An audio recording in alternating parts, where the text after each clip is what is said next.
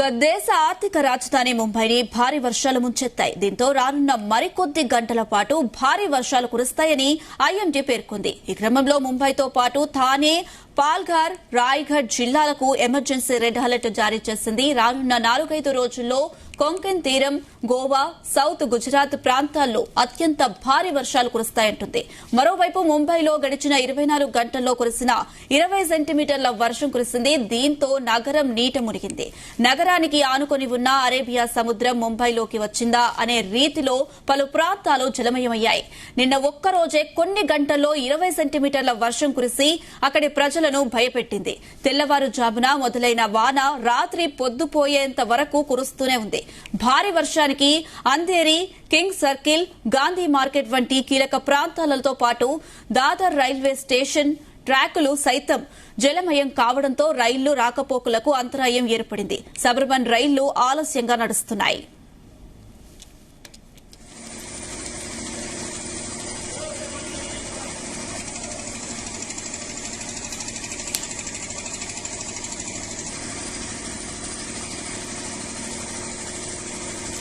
రెడ్డి అంశం సంబంధించి మరిన్ని అప్డేట్స్ మా ప్రతినిధి రాజు పటేల్ అందిస్తారు. రాజు పటేల్,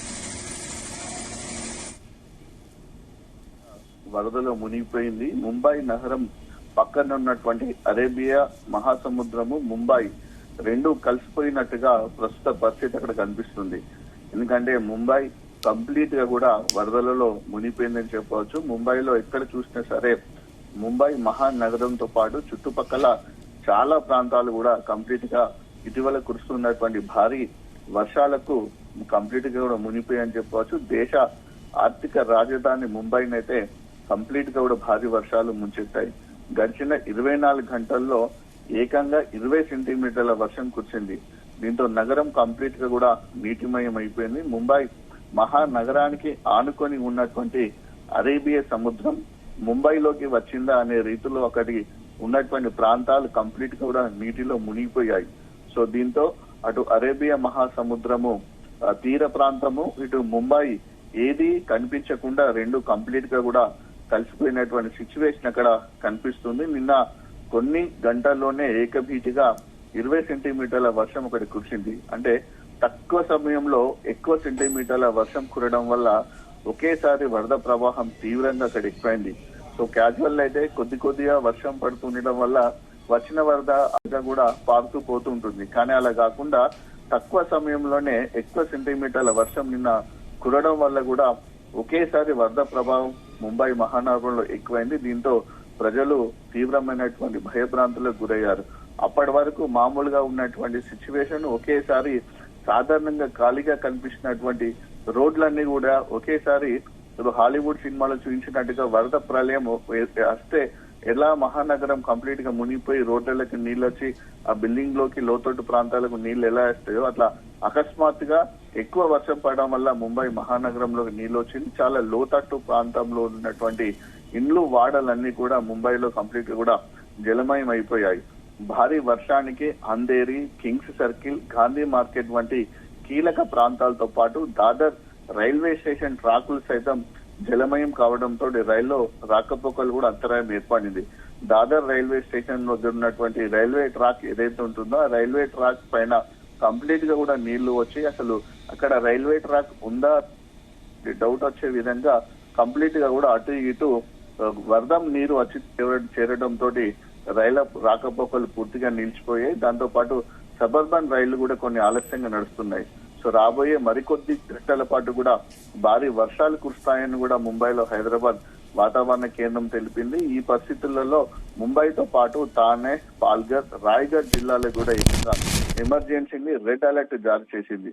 ప్రజలు అప్రమత్తంగా ఉండాలని, బలహీనమైనటువంటి కట్టడాలు, చెట్లు, విద్యుత్ స్తంభాలకు దూరంగా ఉండాలని కూడా, లోతట్టు ఎక్కువగా నీరు నిలిచే ప్రాంతాలకు వెళ్లవద్దని కూడా అటు అధికారులు కూడా సూచించారు. నైరుతి రుతుపవనాలు దేశవ్యాప్తంగా విస్తరిస్తున్నటువంటి పరిస్థితులలో నైరుతి రుతుపవనాల వేగం చాలా ఎక్కువ కావడంతో భారీ వర్షాలు కురుస్తున్నాయని కూడా ఐఎండీ తెలిపింది. రాబోయే 4 నుంచి 5 రోజుల్లో కొంకణ్ తీరం, గోవా, సౌత్ గుజరాత్ ప్రాంతాల్లో కూడా అత్యంత భారీ వర్షాలు కురిసే అవకాశం ఉంది.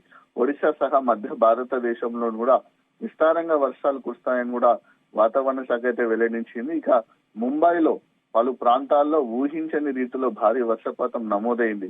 ముఖ్యంగా ఈస్టర్న్ సబర్బన్ పరిధిలోని ములుడు మిఠానగర్ మున్సిపాలిటీ స్కూల్ ప్రాంతంలో అత్యధికంగా 23.08 సెంటీమీటర్ల వర్షపాతం, మాన్కుర్ట్ ఫైర్ స్టేషన్ వద్ద 22.86 సెంటీమీటర్లు, శాంతక్రాజ్ వర్క్ షాప్ ఏరియాలో 22.34 సెంటీమీటర్ల వర్షపాతం నమోదైంది.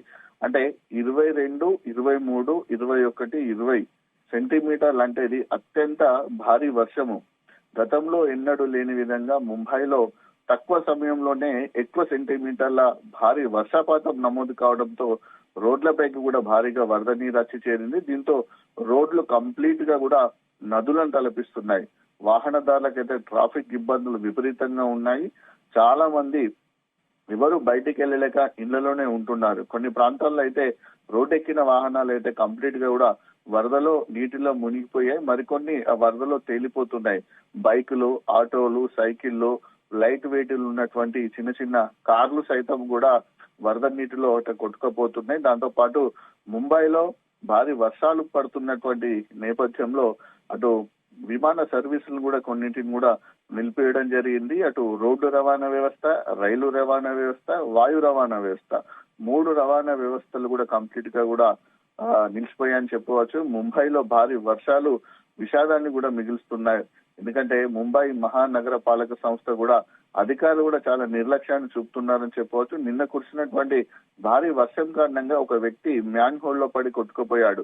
సో ఈ ఘటన మధ్యాహ్నము చండీవల్ ఏరియాలో జరిగింది. స్థానిక ఖైరానీ రోడ్డులో మెయింటెనెన్స్ వర్క్ జరుగుతుంది.